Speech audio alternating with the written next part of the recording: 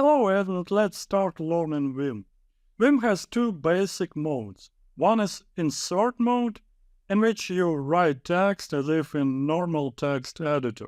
Another is normal mode, which provides you efficient ways to navigate and manipulate text. At any time you can see which mode you are in on the status bar, which is located at the top of the editor. To change between modes, you use Escape for normal mode and you use I for insert mode. So let's try it out. First, let's change to insert mode. So I'll press I. Now Vim is in insert mode. And if I press Escape, it'll be in normal mode again. Good, let's move on and see how to move around in Vim. In contrast to a regular text editor, you use keys like H, J, K, and L instead of arrow keys to move the cursor. So let's see how it works in practice. If I press H, as you can see, the cursor moved one symbol left. H again, H again. Now let's press K and see what happens. As you can see, the cursor was moved upwards. Now let's press L and see what happens. And as you can see, the cursor moved one character to the right. Let's press L again. It moved one character to the right. Press H again, one character to the left. H again, one character to the left. And if we press J, let's see what happens. The cursor moved downwards. So please remember these keys. H, J, K, L. Now let's move on and see how to navigate the text in terms of words. So you can use keys like W, B, and E. Also uppercase W, B, E in real Vim. And W moves to the start of the next word. E moves to the end of the word. And B moves to the beginning of the word. So B beginning, E end, and W to the start of the next word. So let's press B here, and as you can see, our cursor moved to the beginning of this word. Now let's press E, and the cursor moved to the end of this word. B again, and let's see what happens if we press W. The cursor moved to the beginning of the next word. So W, word. Let's press E again. It was the end of this short word of. Let's press W again, and we move to the next word, to the beginning of the next word. E again, and we move to the end of the next word. If we press B, we'll move to the start of this word. So again, W, next word. So the word starts with W. E, the end of the word. B, the beginning of the word. Let's move on. And we are moving within the text, and it is not limited to individual keys. You can combine movement keys with a number, for example, 3W, and it will be the same as pressing W 3 times. So let's press 3W, and as you can see, the cursor moved 3 words ahead. Now let's press 9L, and we'll press 2B.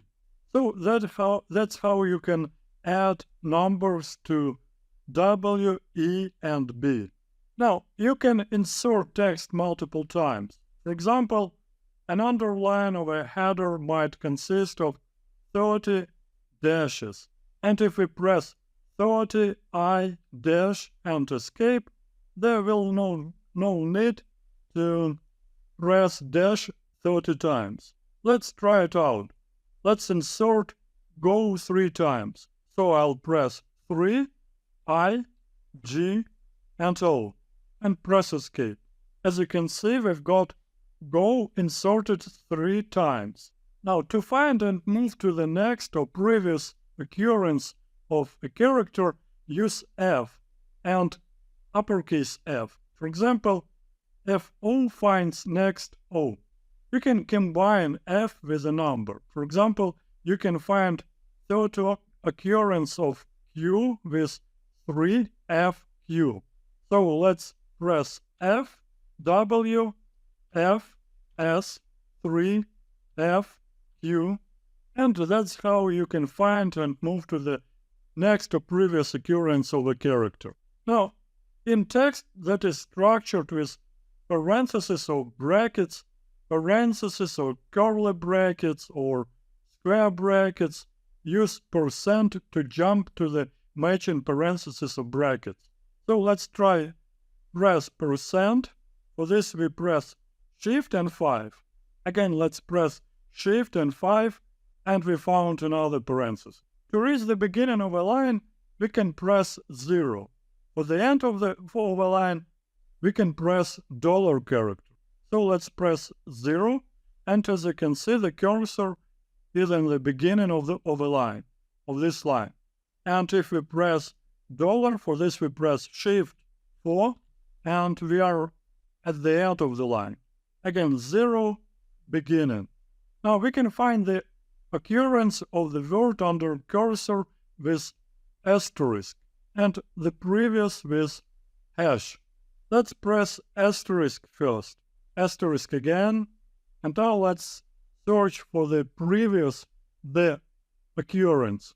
So I'll press hash, and as you can see, it found previous occurrence of the article, and if I press hash again, it will find the previous one. Now, if you press G letter twice, it will take you to the beginning of the file, and uppercase G to the end. To jump directly to a specific line, give its line number along with uppercase G.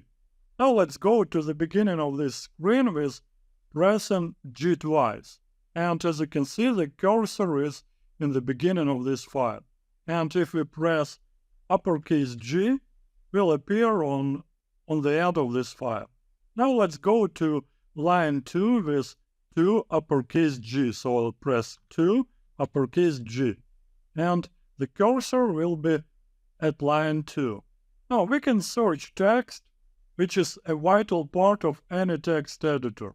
In Vim, you press / and give the text you are looking for. You can repeat the search for next and previous occurrences with N and uppercase N respectively. For advanced use cases, it's possible to use regular expressions that help to find text of particular form. Now let's try a simple text search. We'll search for text, word, and find the subsequent matches with N. So I'll press / As you can see, now we can enter the text we want to search for. So I'll type text and press enter. And it found the first occurrence of text word. So if I press N again, it will find the next occurrence of this text word. N again, and if I press uppercase N, it will find the previous occurrence of this word. Uppercase N again, and it found previous occurrence of this word again. Now, to insert text into a new line, press O or uppercase O. After a new line is created, the editor is set to insert mode. So let's press O, write some text, and press escape again. As you can see, the line was inserted. Now let's try uppercase O. Add some text again, and press escape to insert it. Now we can delete with X and uppercase X. So we'll delete the character under the cursor and go to the left of the cursor respectively. Let's try pressing X here, and it deleted a space. Now if we press X again, it deletes a dot. X again, it deletes D. X again, it deletes R, X, X. When you need to replace only one character under your cursor without changing to insert mode, we can use R. So let's try pressing R here, and we'll replace Y with E. As you can see, my is changed to me. D is the delete command. You can combine it with movement, for example, DW. It will delete the first word in the right side of the cursor. It also copies the content so that you can paste it with P to another location. So let's try pressing D, and now we'll press W, and everything is deleted until the beginning of the next word. So the word is gone. Now let's remove two words with D to E. So we'll press D, 2, and E letter, and two words are gone. Now to repeat the previous command, just press dot. So let's first remove two words with D to W. I'll press D to W. And if we want to undo this change, if we want to undo the removal of two words, we press dot. Dot again. Sorry, not to undo, but to redo the command. Dot again. So as you can see, two words are removed whenever we press dot. It repeats the removal of two words. Dot again, dot again. Now, besides insert and remove mode, Vim has also visual mode. In visual mode, you select text using movement keys before you decide what to do with it. Let's see how. Go to visual mode with V letter, then select a word with E letter. After you've selected the word, the text, you can delete it with D. So I'll press V. Now let's select a word with E. As you can see, not is selected. Let's press L. Now the whole word is selected. And we can now press D to delete this word. Now you should be quite confident to enter the real Vim in your console.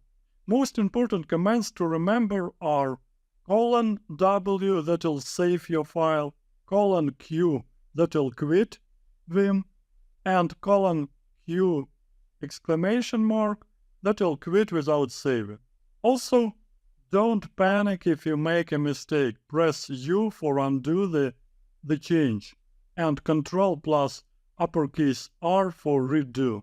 If you have a problem or want to learn more about what Vim offers, you can type :help.